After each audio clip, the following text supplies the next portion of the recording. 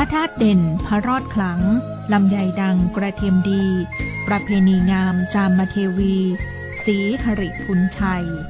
ท่านกำลังฟังสถานีวิทยุกระจายเสียงแห่งประเทศไทยจังหวัดลำพูนสำนักประชาสัมพันธ์เขต 3 กรมประชาสัมพันธ์ส่งกระจายเสียงในระบบ FM Stereo Multiplex ความถี่ 95 เมกะเฮิรตซ์จากอาคารเลขที่ 113 หมู่ที่ 10 ตำบลบ้านกลางอำเภอเมืองจังหวัดลำพูนจากนี้ไปสถานีเชิญท่านรับฟังรายการมองลำพูนค่ะ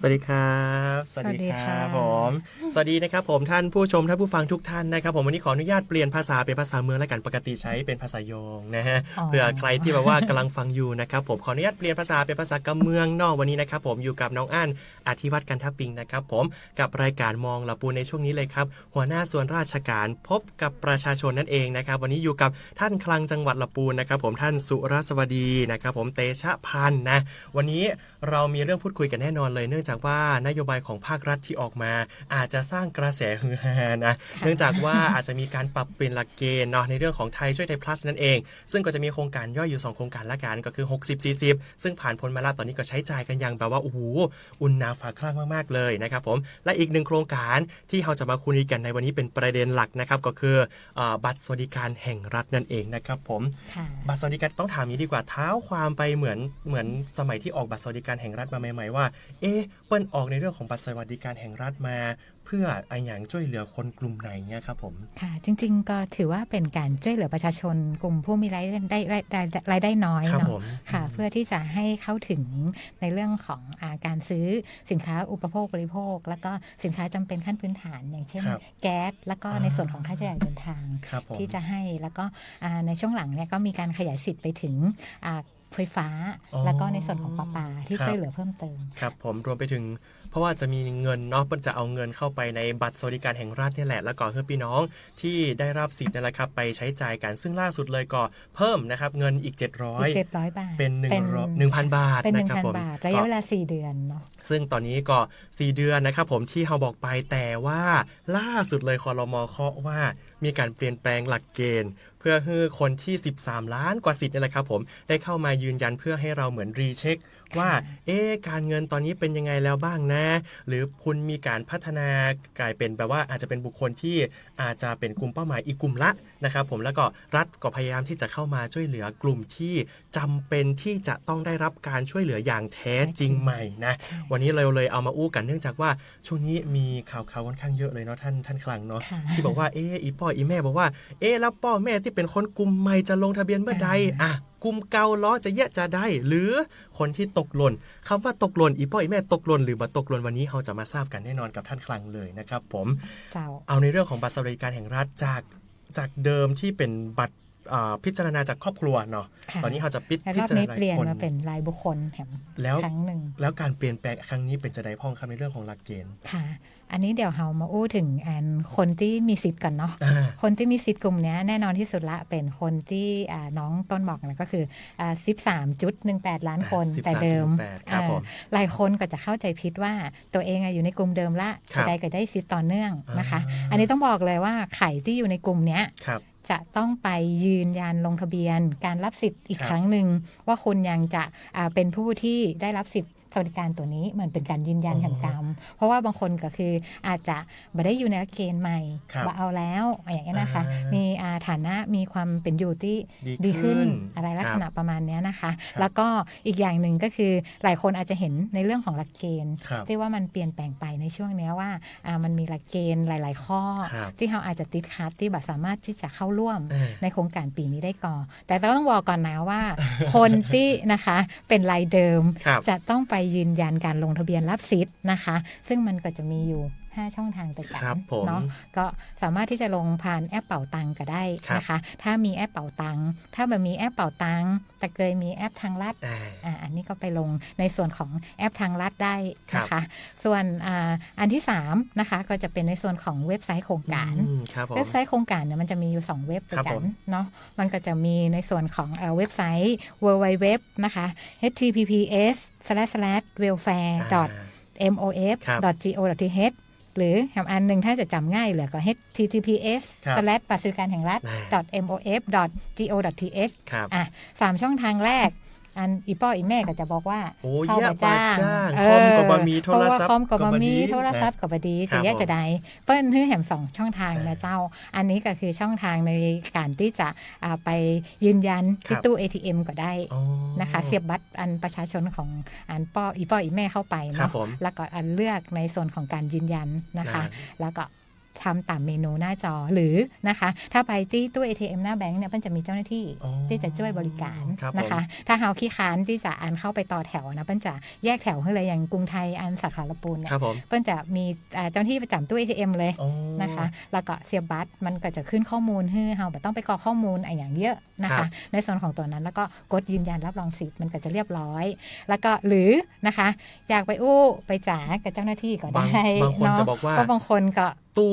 มันอู้กับเฮาบ่ได้มันมั่นใจว่ากดแล้วจะพลาดหรือเปล่านะใช่อันนี้ก็ไปอันพบกับเจ้าหน้าที่แบงค์ได้ค่ะแล้วก็ที่ลงพื้นที่ไปต่อวันเนี่ยไปดูในแต่ละแบงค์เนาะบอกว่าจะเป็นอันธนาคารกรุงไทยเนาะที่อีป้อยแม่ไปได้นะคะธนาคารกรุงไทยธนาคารออมสินธนาคารธกส.แล้วก็อันที่บ้านเฮาเนี่ยมันแบบมีธนาคารอิสลามแต่ว่าแหมตี้นึงอะค่ะที่อยากจะบอกว่าถ้าที่อันธกส.ที่ออมสินกรุงไทยคนนักนะไปที่ทอส.ก็ได้แล้วธนาคารอาคารสงเคราะห์จะอยู่ทางไปโซนบุญค่ะอันนั้นจะคนบางๆหน่อยเนาะแล้วก็เย็นนะคะเพราะว่าตอนนี้กรุงไทยสาขาละปูนตอนนี้เพิ่นปิดปรับปรุง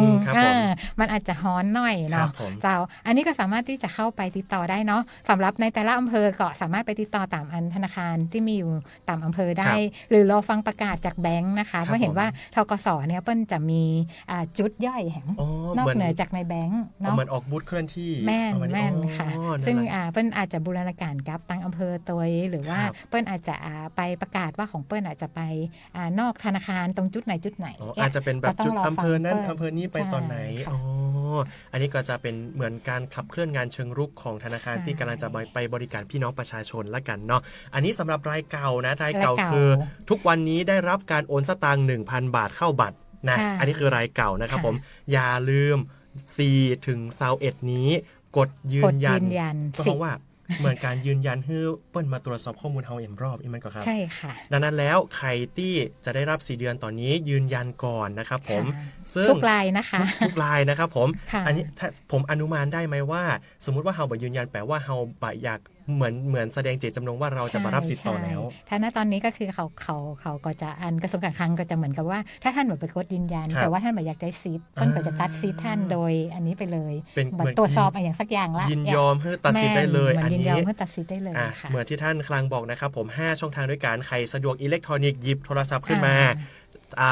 มีแอปเป๋าตังค์ทางรัฐหรือว่าเข้า www 2 อันก็คือ Welfare แล้วก็บัตรสวัสดิการแห่งรัฐรวมไปถึงอีพ่อแม่โทรศัพท์ยังเป็นปุ่มอยู่เลย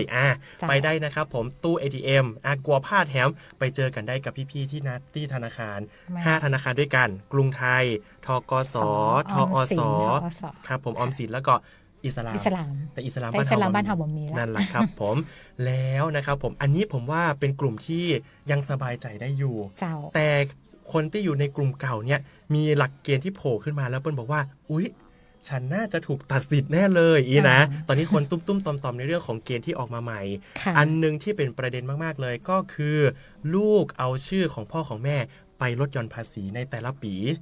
อันนี้เกณฑ์เป็นจะได้ครับผมอันนี้เกณฑ์มันเป็นหลักเกณฑ์ใหม่ที่เพิ่มเข้ามาเนาะว่าในส่วนที่เอาทั้งบิดา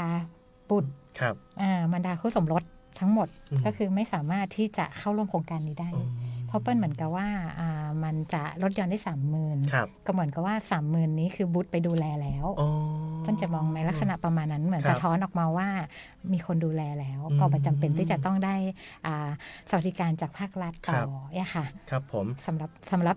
หลักเกณฑ์ของปีนี้นะคะสำหรับหลักเกณฑ์ของปีนี้งั้นเดี๋ยวเรามาพูดกันถึงหลักเกณฑ์ของปีนี้กันก่อนที่เราจะไปแบ่งกลุ่ม2ครับผมเพราะว่าอันนี้เราคนกลุ่มเดิมกลุ่มห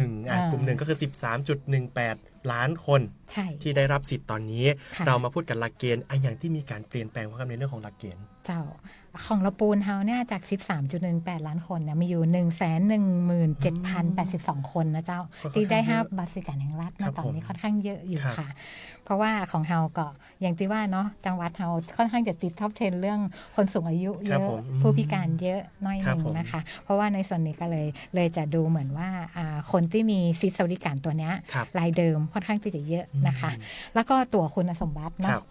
ที่ว่าเนี่ยถ้าพูดถึงว่าคุณสมบัติข้อแรกเนี่ยก็คือสัญชาติไทยอายุ18 ปีบริบูรณ์ขึ้นไปตัวนี้แน่นอนที่สุดว่าเป็นหลักเกณฑ์เดิมนะคะไม่ได้เปลี่ยนแปลงอะไรบางคนถามว่าอ้าวแล้วมันจะต้องเกิดก่อนเมื่อใดถึงจะมีสิทธิ์เนาะเราต้องเกิดก่อนนะคะหรือเกิดวันที่2 มิถุนายน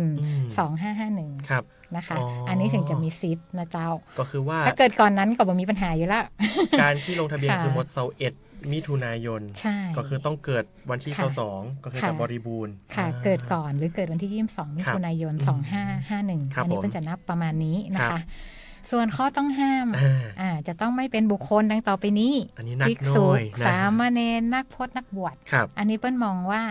ท่านน่ะก็คือไม่ได้เดือดร้อนเรื่องการอุปโภคบริโภคเนื่องจากว่าก็คือเปิ้ลมีคนใส่บาตรมีศรัทธามีอย่างมีปัจจัยอย่างบางอย่างอยู่ตรงนั้นแล้วก็ไม่จำเป็นที่จะต้องใช้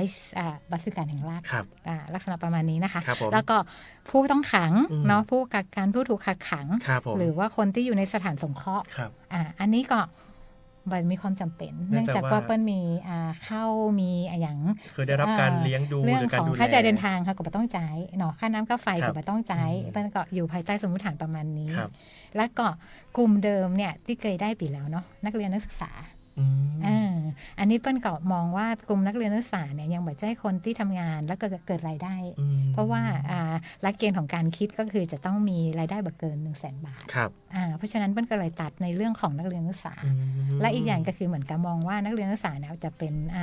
กลุ่มที่มีคนดูแลก็คือได้รับการดูแลจากผู้ปกครองอยู่นั่นเองอยู่แล้วก็เลยว่าตัดออกก่อนยังไม่มีความจำเป็นในเรื่องนี้เนาะแล้วก็ข้าราชการพนักงานราชการหรือผู้ดำรงตำแหน่งทางการเมืองอันนี้มาได้อยู่แล้วเนาะแล้วก็พนักงานลูกจ้างนะคะของรัฐอันนี้ก็จะมีประเด็นว่าถ้ารายได้มาถึงนะคะ100,000เนี่ยยังมีสิทธิ์อยู่ก่อนอันนี้ยังมีสิทธิ์อยู่ค่ะก็คืออย่างเช่นลูกจ้างชั่วคราวแต่คนไหนก็ตามที่เกินไปแล้วเพราะว่าเพิ่งจะปรับอัตราในส่วนของพนักงานขับรถแม่บ้านขึ้นมาใหม่เนี่ยถ้ามันเกิน 9,000 ต่อเดือนก็แปลว่าถ้าคุณ12 เดือนมันเกินแสนอันนี้ท่านที่เคยได้เดิมก็จะบ่มีสิทธิ์ละลักษณะประมาณนี้เนาะแล้วก็ผู้รับบำเหน็จบำนาญเบี้ยหวัดอันนี้บ่ได้แน่นอนอยู่แล้วนะคะเพราะว่าเปิ้ลมีหลวงมีเงินที่จะเลี้ยงดูแลในยามเฒ่าเรียบร้อยไปแล้วก็ถือว่าเป็นคนที่บ่เดือดร้อนนะคะไอ้ตัวที่เพิ่มเข้ามาใหม่อีกตัวนึงก็คือคนที่มีเป็นกรรมการบริษัทเป็นเจ้าของบริษัทเป็นห้างหุ้นส่วนอันนี้ก็ต้องตีว่าเฮายังบ่มีเลยเนาะ อันนี้ก็ต้องตีว่าเป็นกลุ่มคนที่มีศักยภาพอยู่ละเพราะฉะนั้นกลุ่มนี้ก็ต้องตัดออกใช่เพราะว่าเป็นกรรมการบริษัทส่วนใหญ่ก็จะเป็นการมีธุรกิจแล้วก็จะมีรายรับรายจ่ายของตัวเองอยู่แล้วใช่เพราะตอนนี้เพิ่นจะเอาข้อมูลจากพัฒนาธุรกิจการค้ามาดูนะคะแล้วก็คนที่มีบัญชีซื้อขายหลักทรัพย์หรือตราสารหนี้คนที่ลิ้นหุ้นคนที่ไปซื้อตราสารหนี้ได้แสดงว่าต้องมีเงินเหลือมีเงินลงทุนแล้วใช่ก็แสดงว่ามันต้องเดือดร้อนนะคะที่จะต้องไปจ่ายแล้วก็ประเด็นสำคัญเนี่ยที่ฮอตฮิตก็คืออันนั้นที่ถามตะกี้นี่แหละที่เพิ่มเข้ามาก็คือเอาไปสิทธิ์ลดหย่อนภาษีนะคะไม่ว่าจะในฐานะบิดามารดาคู่สมรสหรือบุตรไม่ได้ทั้งนั้นนะคะแสดงว่าเปิ้ลก็จะดูปีภาษีที่แล้วประกอบเพราะว่าฐานภาษีของสรรพากรก็จะมีการดึงระบบเข้ามาดูอยู่แล้วใช่ค่ะนั่นแหละครับผมค่ะแล้วก็หลักเกณฑ์ที่จะเข้าเงื่อนไขที่จะได้นะคะก็คือมีรายได้หรือ นะคะอันที่มันเพิ่มขึ้นมันคือการจ่ายเงินให้กับบุคคลไม่เกิน 100,000 บาทต่อปีแต่ก่อนมีแต่รายได้เนาะตอนนี้เปิ้ลดูรายจ่ายตัวถ้าสมมติเรามีกำลังจ่ายคนอื่นแสดงว่าเราก็มีกำลังในการดูแลตัวเองเหมือนกันก็คือ 100,000 บาทต่อปีค่ะอ๋ออันนี้นับจากหมายถึงว่าเหมือนบัญชีการโอนออกเขาจะบอกว่าเป็นระยะเวลาใดระยะเวลาหนึ่งนะคะแล้วถ้าฟังจากที่ท่านปลัดแถลงวันนั้นก็คือว่าก็ครม.มีมติอนุมัติเมื่อ2 มิถุนายนค่ะข้อมูลถูกตัดไปแล้วตั้งแต่เดือนพฤษภาคมเพราะฉะนั้นนี่จะมีการโอนโยกย้ายหรือตกแต่งบัญชีเนี่ยนะตอนนี้บัตรละเนอร์อยู่เฉยๆนะเจ้าทำมาอย่างไม่ได้สักอย่างละเพราะว่าใช้ข้อมูลอันนี้ค่ะที่เปิ้ลมีอยู่แล้วเนาะค่ะครับผมแล้วก็บัตรเครดิตอันนี้เป็นเกณฑ์เก่าบัตรเครดิตนี่เกณฑ์เก่านะคะคือบัตรเครดิตเนี่ยมันอยู่แล้วเนาะเพราะว่าคนมันจะต้องมีรายได้ 15,000 บาทขึ้นไปมันถึงจะทำได้เพราะมันเกินอยู่ละ 100,000 บาทเพราะว่าอันนี้เป็นในเรื่องของบริษัทการเงินเนาะที่เปิ้ลจะพิจารณาอยู่แล้วว่าถ้าใครที่จะทำบัตรเครดิตได้ต้องมีเงินเดินบัญชีพอที่เขารู้สึกว่ามีความปลอดภัยกับธนาคารของตัวเองที่จะหักเงินเดือนแต่ละเดือนนะอันนี้ก็ถือว่าดูแลตัวเองได้แล้วถ้าใครมีบัตรเครดิตใช่ครับผมแล้วก็เกณฑ์ที่เอามาเพิ่มเติมก็คือในเรื่องของวงเงินสินเชื่อแต่เดิมเนี่ยเปิ้ลก็ไปได้ดูในเรื่องของวงเงินสินเชื่อเนาะแล้วก็ปีนี้มาดูในเรื่องของวงเงินสินเชื่อรวมทุกประเภทเนี่ยจะต้องไม่เกิน 100,000 บาท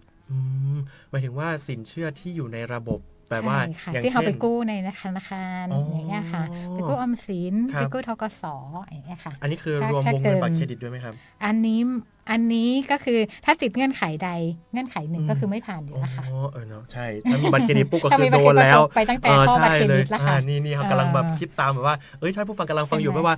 ถ้ารวมบัตรเครดิตไม่ได้ถ้ามีบัตรเครดิตมันคือก่อนหน้านี้แล้วว่าบัตรได้ละแน่นอนไปข้อบัตรเครดิตเข้าครับผมนะครับผมเจ้าแล้วก็ในส่วนของเงินฝากสลากค่ะอันนี้ก็ต้องรวมกันนะคะถ้าเกินกว่า100,000 บาทต่อปีอันนี้ก็ไม่ได้เนี่ยเปิ้ลบอกว่าเอาตังค์100,000ที่เป็นสลากมาดูแลตัวเองได้แล้วรอบนี้จำตัวเลขง่ายๆเลย100,000เป็นที่ตั้งก็คือยอดเท่ากันหมดนะคะแล้วก็ในเรื่องของอสังหาริมทรัพย์อันนี้เหมือนเก่าเนาะอสังหาริมทรัพย์นี่ก็ลักษณะเดิมก็คือห้องชุดรวมกันทุกแห่งต้องมีพื้นที่ไม่เกิน35 ตารางวาเนาะบ้านเดี่ยวทาวน์เฮาส์ตึกแถวรวมกันจะต้องไม่เกิน25 ตารางวานะคะกรณีเป็นเกษตรกรที่ดินและที่อยู่อาศัยรวมกันไม่เกิน10 ไร่แล้วก็กรณีที่ไม่ได้เป็นเกษตรกรที่ดินและที่อยู่อาศัยรวมกันไม่เกิน1 ไร่อันนี้เป็นหลักเกณฑ์เดิมเนาะแต่ที่โผล่มาใหม่ที่เรารู้สึกว่า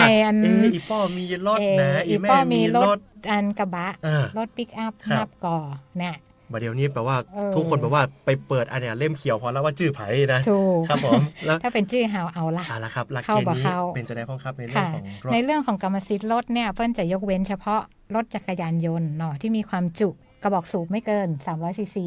เพิ่นมองว่าเป็นรถเครื่องที่บ่ได้เป็นบิ๊กไบค์บ่ได้เป็นอะไรอย่างเพราะบิ๊กไบค์นี่มันน่าจะต้องเกิน300 ซีซีแล้วก็ที่จะได้ก็คือรถยนต์3 ล้อรถยนต์3 ล้อครับรถยนต์4 ล้อเล็กเนาะแล้วก็รถรับจ้างหรือรถใช้งานเกษตรกรรมไม่เกินประเภทละ1 คันถ้ามีรถเพื่อใช้เกษตรกรรมสมมติมีอัน2กันเกาะไปได้นะตอนนี้ประมาณเนี้ยพ่อแม่ที่ฟังอยู่นะครับขจายฟังเอาเล่มเขียวมาเปิดพอว่าเป็นชื่อไผ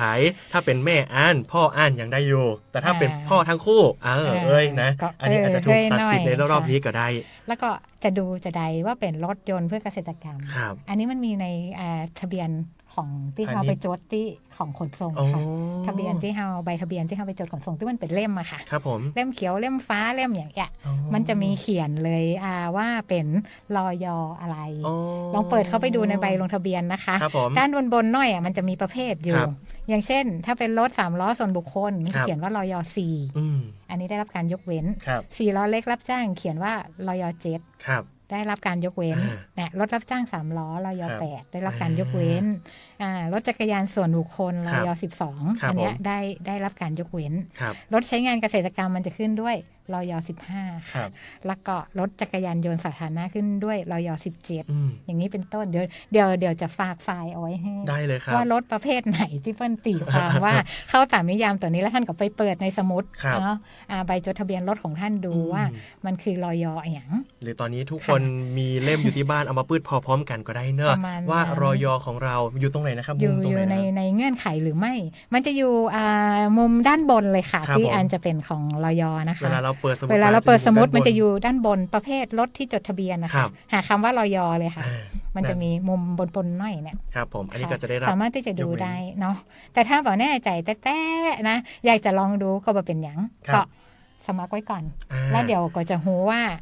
พอสุดท้ายเปิ้ลประกาศวันที่17ปุ๊บมันจะโดนข้อนี้ก่อนเพราะว่าการประกาศมาถ้าเราไม่ผ่านเกณฑ์ไหนเปิ้ลจะบอกเกณฑ์นั้นออกมาเลย ติดข้อไหนใช่ครับผมอันนั้นแหละครับเพราะอะไรเนาะเพราะเผื่อว่าใครจะอุทธรณ์เปิ้ลก็จะขึ้นไปอุทธรณ์แต่ละข้อเปิ้ลก็จะไปอุทธรณ์แต่ละข้อโดยต้องไปเอาหลักฐานจากหน่วยงานที่เปิ้ลเป็นคนดูแลในเรื่องนี้สมมติเขาอุทธรณ์ว่าไม่ได้เป็นกรรมการบริษัทอย่างข้อมูลพัฒนาธุรกิจการค้าพิษก็ต้องไปติดต่อพัฒนาธุรกิจการค้าไปที่ขนส่งไม่ได้มีรถตามรอยที่ว่าก็ต้องไปเอาข้อมูลของขนส่งเอามาแย้งในเรื่องของการอุทธรณ์นี่แหละครับก็ต้องประมาณนี้นะคะผมซึ่งการอุทธรณ์จะเกิดขึ้นในวันที่17กรกฎาคมเนอร์นะครับผมหลังจากประกาศก่อนเนอร์รอฟังประกาศก่อนนะใจเย็นๆจะไปฟังบอกว่าแม่จะอุทธรณ์ละอีว่าต้องฟังเนอร์อันนี้อยู่แบบติดตามกันก่อนนะในเรื่องของข้อมูลข่าวสารนะครับผมอันนี้ก็เป็นเกณฑ์ทั้งหมดนะครับที่เปิ้ลมีการปรับเปลี่ยนใหม่ทั้งอันเก่าแล้วก็มีอันใหม่เพิ่มมาเหมือนที่เขาอู้กันไปต้นรายการว่าเปิ้ลพยายามจะคัดเลือกคนที่ต้องการรับความช่วยเหลือที่แท้จริงนะครับผมดังนั้นเลยเกณฑ์นี้ก็เลยมีความเข้มข้นมากขึ้นในปีนี้นั่นแหละครับผมตะกี้เขาอู้ขั้นตอนไปแล้วในเรื่องของการสมัครเนาะว่ามีรายเดิมนะครับผมก็คือกลุ่มที่1นะครับผมก็คือมี5อย่างตัวกันไม่ว่าจะเป็นแอปพลิเคชันเป๋าตังทางรัฐนะครับหรือว่าเว็บไซต์เวลแฟร์แล้วก็บัตรสวัสดิการแห่งรัฐนะครับรวมไปถึงไปตู้ ATM หรือว่าไปธนาคาร5แห่งที่เขาอู้ไปตะกี้นี้นะครับผมอย่าลืมเนอะต้องไปทุกคนนะคะคนที่มีรายชื่อคนที่มีบัตรสวัสดิการแห่งรัฐเดิม117,082 คนค่ะเราจะนับยอด 100,000 กว่าคนนี้ต้องลงทะเบียนในวันที่21นี้ให้ครบนะครับผมให้ลูกให้หลานลงให้ก็ได้นะเจ้าถ้าลงในเว็บในอันนี้ไม่ได้เนาะผู้ใหญ่บ้านกำนันก็ช่วยได้นะเจ้าเนาะถ้าบัตรสะดวกแต่เนาะคนที่เป็นกลุ่มเปราะบางผู้พิการผู้สูงอายุผู้ป่วยติดเตียงสามารถมอบอำนาจสามารถมอบอำนาจให้คนไปแทนได้แต่ว่ามันก็ต้องมีสำเนาบัตรประชาชนของผู้มอบผู้รับมอบเนาะแล้วก็ใบมอบอำนาจซึ่งสามารถดาวน์โหลดได้จากเว็บไซต์นะเจ้าที่จะต้องเอาไปให้ตังแบงค์แล้วก็พร้อมบัตรประชาชนตัวจริงแล้วก็บัตรประชาชนของผู้มอบกับผู้รับมอบเนาะอันนี้สามารถที่จะมอบไปได้อันนี้ก็เป็นเอกสารถ้าเป็นกลุ่มเปราะบางเนาะแล้วบัตรสามารถไปคนเดียวได้ก็สามารถมอบอำนาจไปได้เหมือนที่ท่านคลังบอกนะครับเพราะว่าตอนนี้ก็มีการอำนวยความสะดวกส่วนใหญ่บางทีเปิ้ลก็จะมีผู้ดูแลเนาะที่เขาเคยเห็นในบัตรเนาะผู้พิทักษ์ต่างๆผู้อนุบาลผู้พิทักษ์ลงแตนก็ได้ค่ะอันนี้ก็ถ้าไม่ได้ไปแบงก์ก็ต้องมอบก็ลงให้เปิ้ลที่บ้านก็ได้นั่นแหละครับผมมีหลายช่องทางด้วยกันนะครับผมอันนี้กลุ่มที่1เท่านั้นนะวันนี้เราจะมาอู้กัน3กลุ่มด้วยกันตะกี้ก่อนเข้ารายการก็พยายามจะทำความเข้าใจกับท่านคังก่อนว่าน้องอ่านจะยังไงดีเพราะว่าทุกวันนี้เราจัดรายการเนาะพอเราอ่านเอกสารปุ๊บคนที่ฟังอยู่ต้องงงเพราะเรายังงง วันนี้ก็เลยเชิญท่านคังมาเพื่อที่จะแบบมาแถลงไขกันดีกว่ากลุ่มแรกผ่านไปคือกลุ่ม 13.18 ล้านคนหรือแสนกว่าคนในจังหวัดลำพูนของเฮาอันนี้ต้องลงทะเบียนถึงวันที่21กันแต่มีกลุ่มที่ใช้คำว่ากลุ่มตกหล่นใครตกหล่นเราหรือเปล่านะตอนนี้มันได้แล้วเขาเป็นข้าราชการ กลุ่มตกหล่นคืออะไรนะครับผมอันนี้เขามาอู้กันในเรื่องของกลุ่มที่2คือกลุ่มตกหล่นครับผมเจ้าคนจะเข้าใจว่ากลุ่มตกหล่นน่ะคือคนที่บ่เคยได้บัตรเดิมทั้งหมดอันนี้เป็นการเข้าใจผิดละนะคะคือความชัดเจนมันออกมาเรียบร้อยแล้วเนาะว่ากลุ่มตกหล่นตัวนี้คือไขนะคะถ้าท่านจำได้มันจะมีเจ้าหน้าที่ของพัฒนาชุมชนที่เปิ้ลจะลงไปสำรวจข้อมูลความจำเป็นพื้นฐานจปทนะคะเป็นประจำอันทุกปีนะคะซึ่งในตัวของข้อมูลจปทเนี่ยมันจะมีอยู่ว่าครัวเรือนเนี้ยมีรายได้เกินแสนไหมนะคะอยู่ในข้อ32ของแบบฟอร์มนะคะแล้วก็จะบอกว่าแล้วคนในครอบครัวเนี่ยมีรายได้เกิน100,000 บาทกี่คนอันนี้มันเป็นที่มาของฐานข้อมูลว่าคนที่ตกหล่นที่บ่เคยได้บัตรสวัสดิการเดิมอันเนี้ยมันเคยมีการเดินไปสำรวจมาแล้วเป็นประจำทุกปีที่จริงเหมือนกำลังสำรวจจปทใหม่บักกี่ปีมันเนาะเหมือนเห็นว่ามีโดยปกติมันจะสำรวจทุกปีทุกปีเนาะทุกปีแต่ว่าข้อมูลอัปเดตของอันนี้ก็คือเป็นข้อมูลที่สำรวจจากปีก่อนครับผมเปิ้ลจะตัดยอดวันที่31พฤษภาคมที่ผ่านมานะคะถ้าเป็นข้อมูลในระบบตัวนี้นะคะหรือนะคะมันจะเป็นข้อมูลอีกกลุ่มหนึ่งก็คือว่าอยู่ในระบบสมุดพกครอบครัวอิเล็กทรอนิกส์ของ กระทรวงพัฒนาสังคมหรือพม.นะคะซึ่งเป็นพม.เนี่ยเปิ้ลจะดูแลในเรื่องของผู้พิการผู้สูงอายุเนาะถ้าใครมีรายชื่ออยู่ในสมุดพกครอบครัวอิเล็กทรอนิกส์ของพัฒนาสังคมกับฐานข้อมูลของจปท.อันเนี้ยเปิ้ลฮ้องว่ากลุ่มตกหล่นถ้าสมมติว่าเดี๋ยวเราจะให้พี่ช่างนะคะอินเสิร์ตภาพขึ้นมาหน่อยในเรื่องของกลุ่มที่2เนาะว่าเวลาเราเข้าไปอันนี้นิดอันเป็นลองเป็นผู้ฟังดูว่าแล้วเราจะดูได้ไงว่าเราเป็นกลุ่มตกหล่นเหมือนที่ท่านคันบอกว่าเราก็ต้องเข้าไปเช็คในเว็บไซต์นะคะ2เว็บไซต์ที่บอกเนาะ welfare.mof.go.th หรือบัตรสวัสดิการแห่งรัฐนะคะ .mof.go.th ท่านเข้าไปในเจ้าแล้วมันจะมีเมนูประมาณหน้าตาประมาณนี้มันจะมีอยู่3เมนู3ปุ่มเขากดปุ่มสีเหลืองๆค่ะตรวจสอบรายชื่อผู้มีสิทธิ์ลงทะเบียนปุ๊บนะคะแสดงว่าตรวจสอบได้ตั้งแต่วันนี้เลยตรวจสอบได้เลยค่ะครับผมค่ะวันแรกมันยังไม่มีปุ่มนี้ขึ้นทุกคนก็จะถามมาว่าแล้วจะหูได้ยังไงวันนั้นมันมีแค่2ปุ่มคู่กันอย่างนี้ว่าอยู่ในกลุ่มไหนวันนี้หูแล้วนะเจ้าเข้าไปเลยเอาเลขบัตรประชาชนเข้าไปเช็คได้เลยนะคะระบุเลขบัตรประชาชนผลการตรวจสอบจะขึ้นมาว่าท่านอยู่กลุ่ม1ก็ถ้าอยู่กลุ่ม1มันจะขึ้นเลยว่าท่านเป็นผู้มีบัตรสวัสดิการแห่งรัฐปัจจุบันให้ไปดำเนินการลงทะเบียนตาม5ช่องทางที่เขาพูดกันไปทีนี้ถ้าบัตรใจกลุ่มที่2ที่ทุกคนสงสัยว่ามีรายชื่อก็อยู่ในกลุ่มฐานข้อมูลของพัฒนาชุมชนกับพม.นะคะว่ามีรายชื่อท่านก่อถ้ามีรายชื่ออยู่ในนั้นค่ะจะขึ้นเลยค่ะตามหน้าจอนี้เลยกลุ่มเป้าหมายว่าคุณเป็นกลุ่มที่2กลุ่มตกหล่นตามฐานข้อมูลของกระทรวงมหาดไทยนะคะตรงนี้เปิ้ลบอกว่าช่องทางการลงทะเบียนเนาะสามารถติดต่อขอลงทะเบียนได้ตามที่ช่องทางที่มหาดไทยกำหนดนะคะหรือจัดการลงพื้นที่เพื่อรับการลงทะเบียนของมหาดไทยซึ่งแต่เจ้าเนี่ยนะคะกระทรวงมหาดไทยได้ประชุมกับนายอำเภอไปเรียบร้อยแล้วนะคะเดี๋ยวท่านรอฟังเนอะเพราะว่ามหาดไทยเนี่ยมันจะครอบคลุมถึงพัฒนาชุมชนจะครอบคลุมถึงท้องถิ่นก็คือพวกเทศบาลค่ะแล้วก็อาจจะครอบคลุมถึงผู้ใหญ่บ้านกำนันว่าเปิ้ลมีรายชื่อให้แล้วนะเจ้าให้ตังอำเภอไปเรียบร้อยละทีเนี้ยกลุ่มเนี้ยก็คือเดี๋ยวตังอำเภอเปิ้ลจะประกาศเนาะว่าจะให้ทำจะใดนะคะเพราะว่าเปิ้ลบอกว่าติดต่อขอลงทะเบียนได้ตามช่องทางที่กระทรวงมหาดไทยกำหนดหรือเจ้าหน้าที่เปิ้ลมีรายชื่อพร้อมที่อยู่เฮาอยู่แล้วเปิ้ลจะไปหาท่านที่บ้านปอกหรือว่าเปิ้ลจะให้ท่านมาที่จุดใดจุดหนึ่งอาจจะนัดที่หมู่หนึ่งไปบ้านกำนันหรือไปโรงเรียนเนอไปศาลาการประเรียนอันนี้รอฟังเราฟังจากอำเภอหรือผู้ใหญ่บ้านเปิ้ลอันประกาศคือถ้าท่านอยู่ที่กลุ่ม2เดี๋ยวจะมีคนติดต่อท่านไปเองเนาะแสดงว่ากลุ่ม2คือเป็นคนที่ผ่านหลักเกณฑ์ที่เขาอู้มาตะแกะทั้งหมดแล้วถามว่าผ่านหลักเกณฑ์ที่อันนี้มันผ่านอยู่แค่ข้อเดียวอยู่ก็คือรายได้ 100,000 แต่เราต้องไปตรวจข้ออื่นอีกนะคุณต้องมาลุ้นว่าคุณถูกชื่อไปลดหย่อนหรือเปล่ามีก็ต้องไปตรวจอีกครั้งอยู่นะคะแต่ว่าฐานตัวเนี้ยจะถูกไปสำรวจโดยเจ้าหน้าที่ของมหาดไทยที่เปิ้ลจะลงไปหาแล้วเปิ้ลจะบันทึกเข้าข้อมูลสู่ระบบของมหาดไทยทำกรรมและส่งข้อมูลไปตรวจที่กระทรวงการคลังว่าคนข้ออื่นติดก่อครั้งนี้ก็แปลว่าได้เลยนะกลุ่ม2เนี่ยใครที่ตรวจสอบสิทธิ์ปุ๊บแล้วขึ้นว่าเป็นกลุ่มที่2อย่าเพิ่งดีใจกลุ่มนี้แค่ผ่านเกณฑ์1อยู่เพราะว่ามันจะมีแค่เรื่องรายได้อะไรที่ของพช.ก็คือ100,000ที่เราพูดไปเมื่อกี้ที่เราพูดไปแต่หลักเกณฑ์อื่นท่านอาจจะติดก็ได้มีรถเกินก็เอาไปรถยนต์ก็เกณฑ์อันนี้น่าจะอยู่ในช่วงของวันที่17ที่จะมีการยืนยันตัวตนหมายถึงว่าถ้าสมมติว่าตอนนี้มีคนเข้าไปติดต่อท่านก็อาจจะแค่เป็นการทราบว่าเฮานี่แหละเป็นคนกลุ่มนี้อยู่แต่ว่าวันที่17อาจจะเป็นวันที่เหมือนดีเดย์เนาะที่ทุกคนจะเริ่มในการเข้ามายืนยันเหมือนกลุ่มแรกสองกลุ่มนี้เพิ่นจะประกาศพร้อมกันเลยว่าผ่านหรือผ่านวันที่17และระยะเวลาการลงทะเบียนเหมือนกันเลยอันเนี้ยมหาไทยเพิ่นจะต้องเอาข้อมูลของท่านไปลงทะเบียนให้ภายในวันที่21มิถุนายน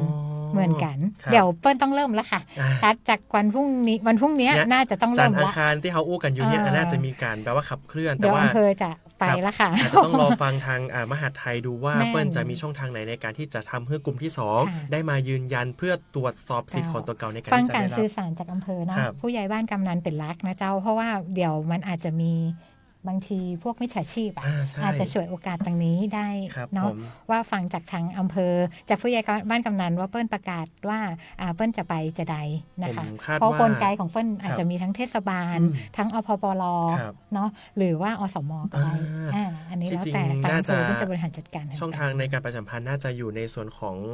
เสียงตามสาย เสียง ของห ตาม มู่ สาย บ้าน น่าจะมา อันนี้อาจจะต้องรอฟัง เดี๋ยว เหมื เรา อนกัน ฟังดู เพราะว่า พรุ่งนี้นี่น่าจะรันละเซฟตี้ค่ะ วันอังคารวันพุธใครได้ยินพรจ๋าพรตอนเช้านะลุกมาฟังกันตัวเนอร์เพราะว่าผู้ใหญ่บ้านอาจจะประกาศเรื่องนี้ให้เรามาแบบยืนยันรับสิทธิ์เนาะ แม่น ซึ่งสิทธิ์ของกลุ่มที่ 2 จะประกาศพร้อมกลุ่มที่ 1 ว่าคุณผ่านหลักเกณฑ์ทั้งหมด 8 ข้อเนี่ย ค่ะ คุณผ่านหรือเปล่า ในวันที่ 17 กรกฎาคม 17ติดข้อไหนไหมเนาะ ซึ่งผ่านปุ๊บคุณจะได้ไปต่ออีก 2 เดือนคุณยังจะได้พันอยู่ เพราะมันจะเริ่ม ได้ สิงหาถูกไหมครับผม แม่น สิงหา จ้ะ กันยาที่เราจะได้ 1,000 เนาะ จ้ะ แต่ผมเป็นกลุ่มที่ปึ้งข้อมีรถไม่ผ่านเอาล่ะ อันนั้นก็เนาะเปิ้ลประกาศวันที่ 17 ครับผม ค่ะ เพราะฉะนั้นเนี่ยเดือนกรกฎายังบัตัดเตื้อ อ่า แต่เดือนสิงหากับเดือนกันยาที่เราจะได้1,000เนาะ700บวก ครับ 300ทำ2เดือน ถือว่าบ่ได้เป็นคนมีบัตรสวัสดิการแห่งรัฐไป อ๋อ แล้ว ยุติตั้งแต่เราประกาศใหม่ ก็คือประกาศคือ ค่ะ ยังจะได้รอบของกรก ร ฎา อบ อยู่ กรกฎานี้ยัง ครับ ได้อยู่ค่ะ อืม แต่ว่าสิงหาเนาะกับกันยา ครับ ทำ2เดือนหมดสิทธิ์ละ อ๋อ บ่ได้ละ แต่ แต่เปิ้ลจะเยียวยาให้กอว่า ไม่ครับ เห็นเปิ้ลแว่วๆมานะจะ ครับ ต้องรอฟังกระทรวงการคลังแห่งการ ครับ เปิ้ลว่ามีซีทในเรื่องของ 60-40 ไทยช่วยไทยพัฒน์ ครับ อาจจะเอาโยกไปให้ได้ใจสิ ก็คือยังได้ 1,000 อยู่ แต่ ได้ ต้อง หนึ่ง เปาะ พัน ตั แต่ ง ว่า ค์ เขาต้องเปาะตังค์ 40% นั่นแหละครับผม เออ หรือถ้าใครรู้สึกว่าข้อมูลนั้นมันผิดพลาด เราสามารถอุทธรณ์ได้โดยวิธีไหนนะครับผม สามารถที่จะอุทธรณ์ได้นะคะ ก็คือสามารถที่จะอุทธรณ์ผ่านแอปเป่าตังก็ได้ อืม เนาะแล้วก็สามารถที่จะอุทธรณ์ผ่านทางแอปทางรัฐก็ได้นะคะ หรือว่าจะไปทางอย่างก็เว็บไซต์ ครับ แล้วก็ไปทางช่องทางของแบงก์ ก็คือเหมือนการลงทะเบียนเลย เหมือนเลย ครับ ตัดแค่ช่องทาง ATM โอ้ เพราะว่า ตัดแค่ช่องทาง ATM มันบอกว่าจะอุทธรณ์แนบเอกสารอะไรอย่างนี้เข้าไปจะได้ ไม่ เนาะ อัจฉริยะเท่าไหร่ เออ เนาะ ใช่แค่นั้นแหละ ถ้า ครับ จะเอาง่ายๆนะ เพราะมันมีที่สอดอัน ช่งทางเดียวกัน่ะ มันไม่มีที่สอดอันเอกสาร มัน แนบ บอก อี ว่า บั จะ ได ส เต แก อร์ นเอกสารแนบเข้าไปจะได้เว็บมันก็ยังเบ้าเข้าไปได้แอป มันก็ยังสามารถที่จะเอาเอกสารเข้าไปได้เนาะ ก็สามารถอุทธรณ์ได้วัน อุท ที่ ธรณ์ได้ 17 กรกฎาคม ครั จ บ นถึงวันที่ 31 กรกฎาคม อ๋อถึงสิ้นเดือนกรกฎาเลย ค่ะ นะครับ ถ้าใครที่มีผลประกาศออก ยื่น มา อุทธร แล้ ณ์ ว ไว้ก่อนนะ ยื่นอุทธรณ์ไว้ก่อนจริงๆ แล้วก็ส่วนเขาจะให้เวลาท่านไปหาหลักฐานมาแย้ง อันนี้จะยาวนานกว่า ถึ นั้ ง น เมื่อไหร่ครับผม อันนี้จะถึงวันที่ 16 สิงหา อ๋อคือถ้าเราลงทะเบียนปุ๊บ ค่ะ มีระยะเวลาตั้งแต่สิ้นเดือนกรกฎา ให้ไปติดต่อหน่วยงาน ถ้าสัมภากรบอกท่านรายได้เกิน ท่านก็ไปเถียงสัมภากรมาก่อน ซึ่งสรรพากร ไป เอา เอาหลัก ระ ฐาน บบมาจาก จากสรรพากรมาก่อน อิเล็กทรอนิกส์หมดเลย เออ ก็น่าจะมีหลักฐานเหมือนกัน ใช่ ดังนั้นแล้วนะครับ นะคะ แต่ถ้าใครแบบว่ารู้สึกว่าตัวเองเอกสารหรือว่าข้อมูลที่ทางภาครัฐมีนะครับบ่ได้ทำให้ท่านได้รับสิทธิ์นี้นะก็สามารถอุทธรณ์ได้ มีที่ดินเกิน ใช่ เนี่ยแล้วของท่าน ตามสิทธิ์ บักเกิน อืม เนาะมันเลอร์จากระบบมาจะได้ ค ส รั ม บ มติว่าที่ดินเปิ้ลรับรองว่าท่านบักเกิน จาก1เป็น เนาะ 10อีก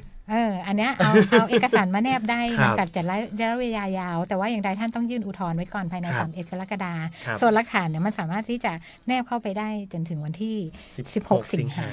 ค่ะ นะครับผมอันนี้สำหรับทั้ง 2 กลุ่มนะครับกลุ่มที่ 1 ที่ลงทะเบียนที่ได้รับสิทธิ์อยู่แล้ว13 ล้านกว่าคนรวมไปถึงกลุ่มที่ตกหล่นนะครับที่ทางมหาดไทยจะมีการสำรวจแล้วก็ให้ท่านยืนยันสิทธิ์ตั้งแต่วันที่ 4 ถึงวันที่ 21เหมือนกันแล้วก็น่าจะชัดเจนในอาทิตย์นี้แหละครับผมแล้วก็ถ้าประกาศผลออกมา 17 พร้อมกันหากใครได้นะครับผมก็ยินดีต้วยนะ ยินดีต้วย แล้วก็ถ้า ค่ะ ใครบ่ได้ก็อุทธรณ์ไปก่อนนะครับซึ่งอุทธรณ์ถึง 31 กรกฎาคมยื่นเอกสารเพื่อแย้งถึง 16 สิงหา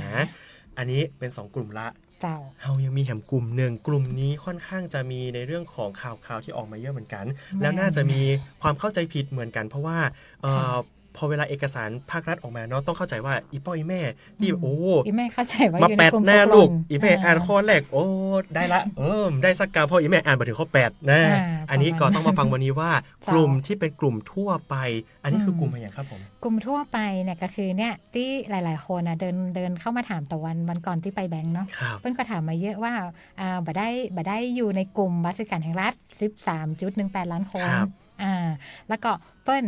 ถือว่าอยู่ในกลุ่มตกหล่นทั้งปอ เพราะเราจะคิดเสมอว่าโอ๊ยเราตกหล่นแน่เลย เราก็คือตกหล่น ครับผม ทุกคนคิดว่าตัวเองอยู่ในกลุ่ม2หมด ครับ แต่ตอนนี้มันไม่ใช่กลุ่ม2เพราะอย่างที่บอกว่ากลุ่ม2เนี่ยเช็ครายชื่อได้ ครับ จากในตัวระบบ ครับ ที่บอกว่าถ้าท่านอยู่ในกลุ่ม2ท่านรอการติดต่อเนาะ ครับ จากทางอำเภอจากผู้ใหญ่บ้านกำนันว่า ครั จะ บ ให้ท่านอย่างใดต่อนะคะ ในการดำเนินการตัวนั้นเปิ้ลจะไปหาท่านหรือเปิ้ลจะนัดอย่างจะใด ครับ กลุ่ม3นี่แหละค่ะจะเป็นกลุ่มสุดท้ายที่บ่มีในรายชื่อคนเป็นบัตรสิการ ครับ บ่มีรายชื่อของคนตกหล่น ครับ ของทะเบียนของพชกับพม ครับ เนาะ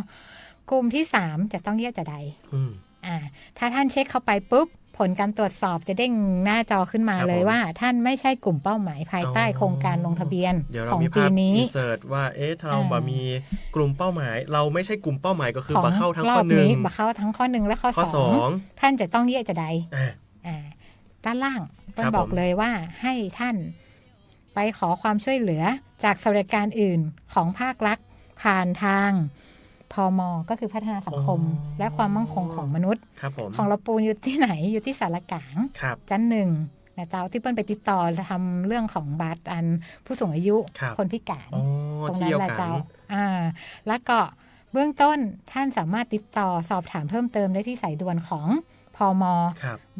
1300 ได้ 1,300 เจ้า ครับผม เดี๋ยวจะโทรไปถามพมจังหวัดก็ได้ ว่าเนี่ยท่านอยู่ในกลุ่มเนี้ย ได้ เนาะ ครับ จะต้องติดต่อ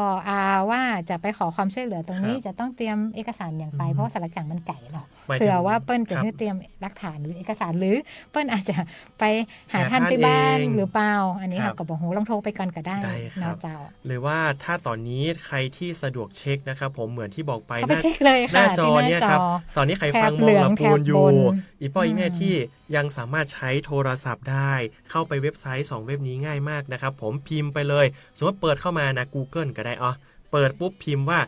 www ตัว www 3ตัวจูดนะครับแล้วก็พิมพ์คำภาษาไทยนะบัตรสวัสดิการแห่งรัฐจูด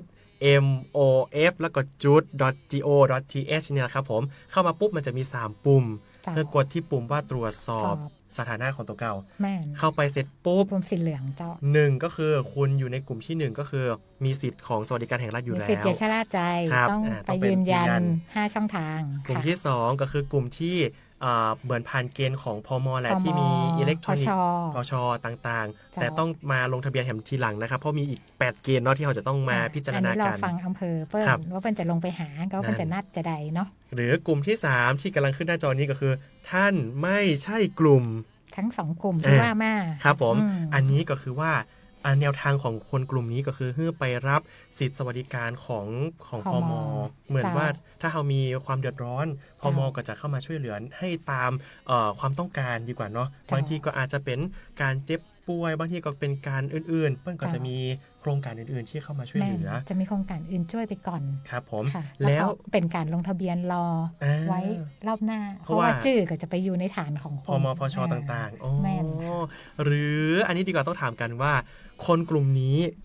อาจจะต้องรอในรอบต่อไปใช่ไหม ใช่ถ้าอยู่กลุ่มที่3นะเจ้า และณระหว่างนี้เขาต้อง ใน ดำ บ เนินการอะไรเพื่อที่เขาจะได้มีเหมือนฐานข้อมูลหรือว่าเข้ามาเป็นเหมือนลิสต์ของพมพชหรือว่าเกณฑ์ครั้งต่อไปอย่างเงี้ยครับผม ค่ะแต่ค่ะเปิ้ลไปติดต่อตัวเนี้ยพอมหูข้อมูลตัวนี้แล้วเปิ้ลก็จะบันทึกเอาไว้ในฐานของเปิ้ล อืม ซึ่งต่อไปรายชื่อเฮาอ่ะ ครับ ก็จะอยู่ในฐานอิเล็กทรอนิกส์ของ ครับ พม อืม ที่ว่าเปิ้ลเป็นสมุดครอบครัวอิเล็กทรอนิกส์อย่างของเปิ้ลเนี่ยค่ะ ครับอ๋ออันนี้ก็จะเป็นหลักเกณฑ์ใหม่ที่เปลี่ยนแปลงไปแล้วอธิบายง่ายๆเลยก็คือ3กลุ่มนะครับเพราะว่าตอนนี้กลุ่มที่ตกหล่นกับกลุ่มที่ทั่วไปเนี่ยค่อนข้างที่จะมีความสับสนมึนงงอยู่ว่าฉันเป็นทั่วไปหรือฉันเป็นตกหล่นนะคือตกหล่นเนี่ยก็คือไปเช็คได้เลยถ้าใครตกหล่นเปิ้ลบอกว่าเรามีชื่ออยู่ตามพมพชอยู่แล้วแต่แค่ตกหล่นการได้รับบัตรสวัสดิการแห่งรัฐเปิ้ลจะเอาคนกลุ่มเนี้ยมาตรวจสอบข้อมูลตามเกณฑ์8เกณฑ์เนี่ยถ้าใครได้วันที่17จะประกาศเหมือนกันแต่ถ้าไม่ได้ก็สามารถอุทธรณ์ได้เหมือนกันนะครับผมแต่ใครที่ขึ้นว่าท่านไม่ใช่บุคคลทั้ง2สถานะเนี้ยแต่ว่าคุณต้องรอก่อนหรือเข้าไปรับความช่วยเหลือจากพมปชหรือว่าไปแจ้งชื่อก่อนก็ได้ เพื่อที่จะได้รับการเหมือนยืนยันตัวตนเข้าไป รอบหน้าร อบหน้าถ้ามีโครงการนี้ต่อไปหรือมีการพิจารณาเกณฑ์เหล่านี้ท่านก็จะเป็นลิสต์ต่อไปที่จะได้รับบัตรสวัสดิการแห่งรัฐอันนี้ก็เป็นข้อมูลที่ชัดเจนมากผมก็กำลังชัดเจนวันนี้เหมือนกันว่าโอ้3กลุ่มแต่กะเพราะตอนแรกเขาเข้าใจว่ามีแค่2กลุ่มก็คือกลุ่ม13ล้านคนกับกลุ่มทั่วไปทั้งหมดเลยอันนี้ก็จะชัดเจนมากๆถ้าพ่อแม่คนไหนที่กำลังฟังอยู่ ที่จริงห้องลูกมาฟังตัวก็ได้ผมอยากให้เปิดพร้อมกันเลยว่าเช็คมาปึ้งแล้วเห็นไอ้เหมือนที่ขึ้นหน้าจอเนี่ยก็จะรู้เลยว่าเราจะต้องดำเนินการจะได้ต่อนั่นแหละครับผมเอาขึ้นเฟซของอันตังสวทได้เลยครับขึ้นเฟซของสำนักงานคลังจังหวัดได้เลยครับผมที่จริงท่านเข้าไปดูได้แต่จริงๆถ้ามันถ้าลูกหลานคีย์เข้าไประบุเลขประชาชนจะบอกหมดเลยค่ะเขาไม่ต้องไปจ่ายมาอย่างเลยก็จะบอกวิธีการในนั้นหมดเลยว่าท่านจะต้องแยกอย่างคนกลุ่มไหนจะต้องแยกอย่างพ่องนั่นแหละครับผมง่ายๆนะครับผมอาจจะต้องขอความช่วยเหลือจากลูกหลานสักหน่อยนึงหรือพ่อหลวงบ้านก็ได้พ่อหลวงบ้านก็ได้คนข้างบ้านอะไรก็ได้คุณครูอย่างที่เปิ้ลอันปอที่จะใจอันนี้ได้เนาะครับผมอันนี้ก็เป็นในเรื่องของบัตรสวัสดิการแห่งรัฐนะครับท่านคลังมีอย่างจะเพิ่มเติมในเรื่องของบัตรสวัสดิการแห่งรัฐไหมครับในเรื่องของรอบใหม่นี้ของรอบใหม่นี้ตะกี้เฮาอู้ถึงว่าอุทธรณ์เนาะอุทธรณ์17ถึง31แล้วก็สามารถที่จะยื่นเอกสารที่โต้แย้งได้จนถึงวันที่16สิงหาทีเนี้ยคนหลังจากที่อุทธรณ์ไปแล้วนะคะเปิ้ลก็จะประกาศผลการอุทธรณ์ในวันที่14กันยายนนะเจ้า14กันยาปุ๊บเนาะถ้าเป็นคนเอาก่อนนะถ้าเป็นคนที่ได้สิทธิ์รอบของวันที่17เนี่ยการใช้สิทธิ์จะเริ่มต้นคือ1สิงหาแต่ถ้าคนกลุ่มอุทธรณ์เนี่ยการใช้สิทธิ์จะเริ่มต้น1ตุลาคมเจ้าก็คือแต่ต้องดูยอดเงินอีกทีนึงเพราะว่าถ้าสมมติว่าเราถูกตัดสิทธิ์ไปเรายังจะได้ 1,000 หรือเปล่าอันนี้ยังไม่ได้มีในส่วนนี้ออกมาใช่ไหมครับอันนี้ถ้าถูกตัดสิทธิ์ไปปุ๊บอย่างที่ว่าก็คือถ้าเป็นคนมีบัตรเดิมเนาะถ้าถูกตัดสิทธิ์วันที่17ปันและ17กรกฎาคมรายชื่อมาปุ๊บปึ้งเดือนต่อไปสิงหากันยา000หมดทุกอย่างแต่ถ้าว่าอุทธรณ์ผ่านถ้าอุทธรณ์ผ่านก็สิทธิ์ก็จะกลับคืนมาอีกครั้งนึงในเดือนตุลาค่ะแต่ว่าสิทธิ์มันก็จะหายไปอ๋อก็คืออาจจะได้300เหมือนเดิมที่เป็นเหมือนเงินเดิมที่จะไหลเวียนเข้าสู่บัตรนี่ก็เป็นเรื่องบัตรสวัสดิการแห่งรัฐนะครับจะได้แล้วก็รอกันเนิ่นนะครับผมมีหลายเรื่องราวเนาะที่เกิดขึ้นในโลกออนไลน์เนาะที่เราอยากจะมาพูดคุยกันให้มันชัดเจนวันนี้ถ้าพ่อแม่ท่านไหนที่กำลังฟังอยู่อาจจะฮ้องลูกมาแล้วก็มาฟังตัวกันนะครับจะได้ทำความเข้าใจไปตัวกันเลยนะครับผมอีก1โครงการละกันนะครับผมที่มาพร้อมกันไทยช่วยไทย plus มี2โครงการย่อยเนาะอีกโครงการนึงที่จับจ่ายใช้สอยกันเงินสะพัดเชียวนะครับผมก็คือ60-40เราได้ด้วยนะต้องบอกจากเพราะว่าตอนนี้จะหมดแล้ว จะหมดแล้วนะครับผม 1,000 บาทที่เข้ามาทุกเดือน 60% ละกันนะครับผม 60% ครับผมเราจะต้องเปาะตังวันละ133 บาทถ้าเราจะใช้เต็มที่วันละ200 บาทเราจะต้องเติมไป133 บาทเราจะใช้ได้ตอง3ก็คือ333 บาทต่อวันนะครับบักเกินนี้เนาะแต่ที่จริงเกินได้แต่มันก็จะตัด G-Wallet เราแม่นมันจะตัดเข้าไปใน G-Wallet ครับผมยอดของการใช้จ่ายเป็นจะได้พ้องครับท่านคำในเรื่องนี้ยอดของการใช้จ่ายนี่ข้อมูลตัดยอดณวันที่4เนาะก็จะอยู่ที่ 63.87 ล้านบาทแล้วนะเจ้าถ้าเฉพาะของจังหวัดเฮาเหรอครับจังหวัดลำพูนเจ้าแล้วตอนนี้มีร้านค้าที่มาสมัครเพิ่มเติมเนี่ยร้านค้าใหม่770ล้านรวมกับร้านค้าเดิมเนี่ยเป็น 2,356 ล้านใหม่700กว่าล้านเลยใช่ไหมครับ700กว่าล้านถือว่าจำนวนนี้เยอะไหมครับถือว่าเป็นถ้าถามว่าเข้าร่วมเยอะไหมถ้าเทียบกับจังหวัดเมืองรอง55จังหวัดเนี่ยที่เข้ามาใหม่เนี่ยเป็นลำดับที่23ของจังหวัดเมืองรองก็ถือว่าเยอะนะเจ้าถือว่าเยอะนะครับสำหรับจังหวัดน้อยๆอย่างลำพูนเนาะถือว่าเข้ามาได้รับความสนใจจากพ่อแม่พี่น้องที่เป็นร้านค้าผู้ประกอบการเข้ามาน่าพอสมควรเจ้าก็เป็นข้อดีของมูเฮาที่อันมีสิทธิ์ใจตัวเนาะเตลไปตรงไหนก็จะได้แบบก็จะได้ใช้ได้หมดครับผมดีกว่าก่อนที่เราจะมาลงรายละเอียดกันนะครับผมท่านไหนที่เป็นผู้ประกอบการมีห้างร้านขายของต่างๆแล้วยังชั่งใจว่าเดี๋ยวสรรพากรจะเรียกเราไปตรวจสอบแน่เลยนะเพราะมีเงินเข้าออกนี้นะอันนี้เป็นจะได้เพราะบางคนหวั่นใจแน่ๆเลยคือถามว่าถ้าข้อมูลของโครงการเนี่ยจะไม่ได้ส่งไปที่สรรพากรเนาะแต่ว่าถ้าสุดท้ายจริงๆถ้ารายได้มันเกิน 1.8 ล้านมันต้องเสียอยู่แล้วถ้าตามหน้าที่ของเราเนาะเราก็มีรายได้เพิ่มมากขึ้นมันถึงเกณฑ์ที่กำหนดนะคะก็ควรที่จะอยู่ในเกณฑ์ของสรรพากรที่จะต้องเสียภาษีครับผมนะคะอันนี้ก็แล้วแต่ว่ากระบวนการของตังสรรพากรเพิ่นจะเป็นจะใดเนาะแต่ว่าถามว่าข้อมูลจากที่จ่ายเนี่ยก็คือไม่ได้ส่งให้สรรพากรแน่นอนครับผมอันนี้วางใจกันได้นะครับผมข้อมูลที่เกิดจากโครงการเหล่านี้โครงการไม่ได้ถูกส่งต่อไม่ส่งต่อสรรพากรแน่นอนแต่หน้าที่ของชาวไทยอย่างน้องอันเนี้ยจะต้องยื่นภาษียื่นแสดงรายได้อยู่แล้วแต่ว่าจะไม่ได้เสียภาษีตัวเนี่ยเพราะว่ารายได้ยังไม่ถึงเกณฑ์นี่นะครับผมจะได้แล้วอันนี้ก็เป็นอีกหนึ่งเรื่องของก็จะเป็นของผู้ประกอบการเนาะถ้ายังไม่ถึงเกณฑ์แต่ว่าก็ต้องยื่นไปก่อนอยู่แล้วอันนี้เป็นตามระเบียบ นะครับผมต้องกลัวกันนะปิ๊กมาสู่ในเรื่องถ้าเฮารวยเฮาได้เกิน 1.8 ล้านเฮาก็ยอมนะเพราะว่าดีกว่าขายมาได้เนาะเงินเหล่านี้มันก็จะกลับไปสู่ไหนก็คือบัตรสวัสดิการแห่งรัฐต่างๆก็กลับไปช่วยกลุ่มเปราะบางเหมือนกันเป็นการทำบุญในเราอาจจะบอกก็ได้ว่าเงินภาษีของเราเนี่ยมันกลับไปอยู่ที่ไหนเพราะเนี่ยแหละครับผมเหมือนที่ภาพที่เราเห็นก็คือคนที่มีรายได้น้อยรายได้ต่ำเขาก็จะไปจุนเจือเปิ้ลเหมือนกันครับผมแล้วยอดเงินที่ใช้จ่ายก็คือเยอะเหมือนกันนะครับผม68.3.8 ล้าน4 วันเองนะเจ้าถ้าเฉลี่ยเนี่ยถ้าคิดต่อวันเนี่ยก็น่าจะอยู่ที่10เกือบ16 ล้านถ้าเราเป็น1ในล้านพวกเนี้ยถ้าสมมติว่าเอา 63.87 ล้านนี้เอาไปหารจำนวนร้านค้าที่มีอยู่นะโอ้โหวันหนึ่งก็ 6-7 พันแล้วนะคะต่อร้านค้าเอาจริงๆผมไปตลาดดีกว่าแล้วผมเห็นว่ามีทั้งร้านที่ติดป้ายและร้านที่ไม่ติดป้ายก็คือบารับนั่นเองนะครับเราเห็นจำนวนที่มันแตกต่างกันค่อนข้างสูงดังนั้นแล้วถ้าสมมติว่าใครเห็นช่องทางในเรื่องของการโอกาสดีกว่าเนาะโอกาสในการที่จะมีเงินเข้ามาหมุนเวียนในร้านของตัวเองก็อันนี้ก็เป็นอีกหนึ่งโอกาสเพราะว่าทั่วประเทศเนาะ30 ล้านสิทธิ์อะประชากรเฮาโหมันได้เยอะมากนะคะถ้าเทียบกับจำนวนประชากรมันเกินกว่าครึ่งของประชากรทั้งหมดเนาะซึ่งจริงๆตัวเนี้ยเฮาเคยลองประมาณการดูที่ดูจากข้อมูลอันผู้มีบัตรสวัสดิการแห่งรัฐนี่เนาะจากยอดเงินที่จะเพิ่มเข้าไปให้คนละ700 บาทถ้าต่อเดือนเนี่ยมันจะอยู่ประมาณ126 ล้านค่ะของละปูนนะเจ้าแล้วก็ที่ของไทยช่วยไทยพัฒน์เนี่ยถ้าเราคำนวณดูเนี่ยมันก็จะอยู่ที่ประมาณ366 ล้านบาทต่อเดือนรวม2อันเนี้ยที่เปิ้ลอัดเม็ดเงินเข้าไปเนี่ยจะตกถึงผู้ประกอบการร้านค้า492 ล้านบาทต่อเดือน4 เดือนนี้จะมีเม็ดเงินหมุนเวียนอยู่ประมาณ 1,900 กว่าล้าน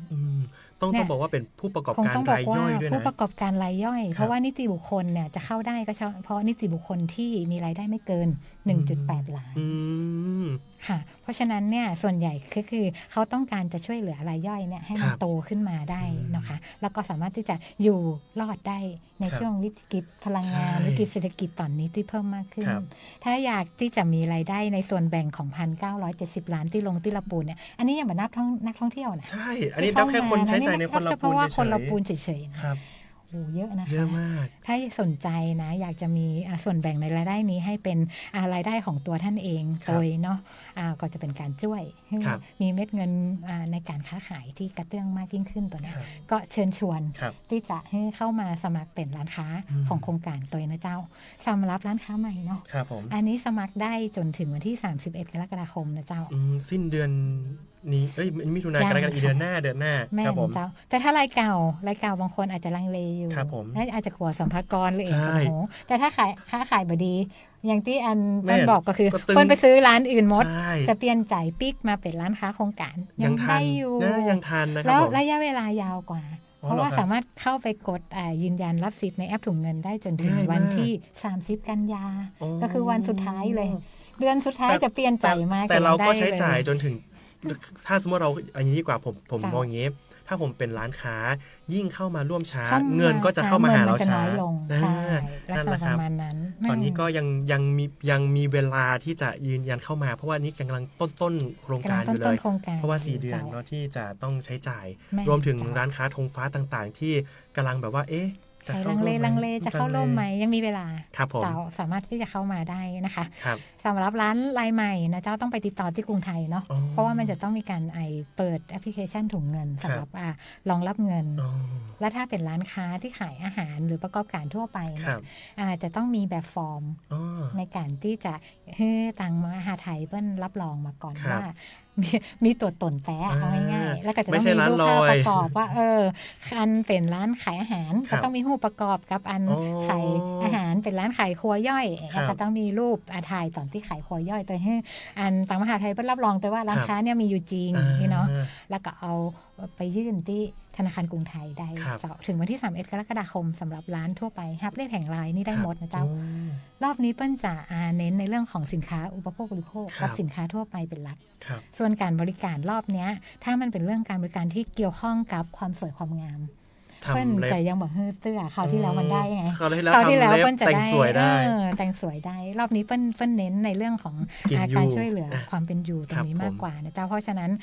ในโครงการรอบใหม่เนี่ยร้านที่เป็นร้านเสริมสวย ครับ สปานวดอย่างเงี้ยเข้ามาได้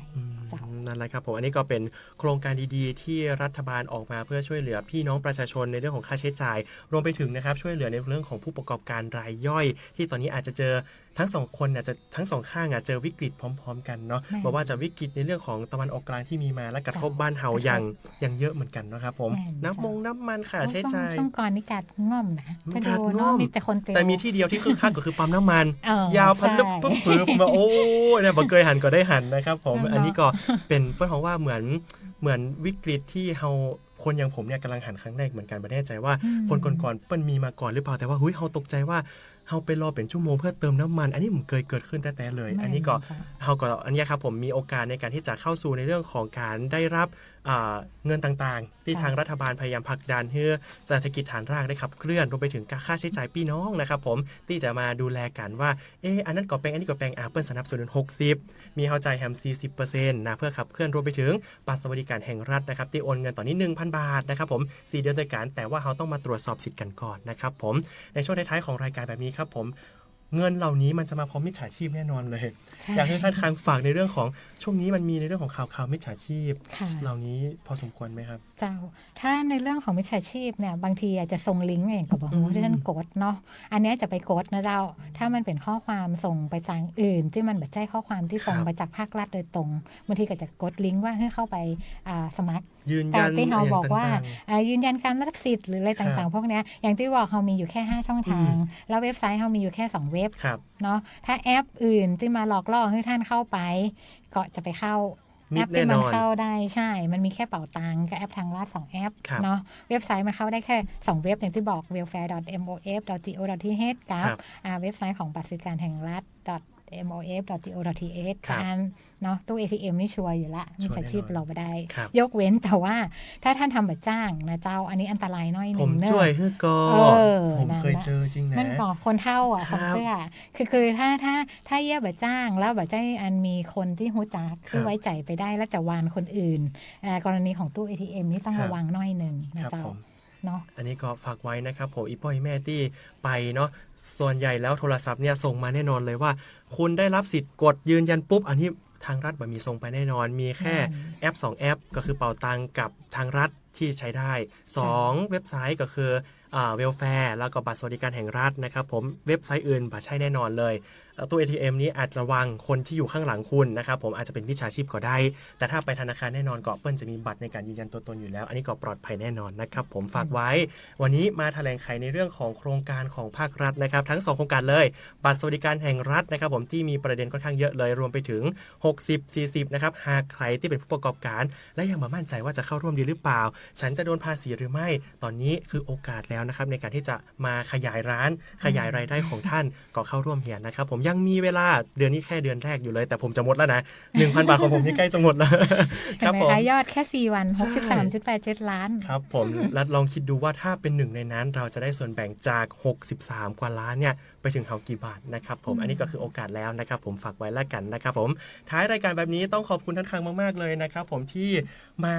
ร่วมนะครับพูดคุยในการที่จะมาแถลงไขประเด็นเหล่านี้ให้กับพี่น้องเพราะว่าเห็นดราม่าเยอะเนาะบางคนลุกไกด์มาเลยเพื่อจะมายืนยันสิทธิ์อีป้อเป็นคนทั่วไปคืนมาได้สักกรรมแต่ที่จริง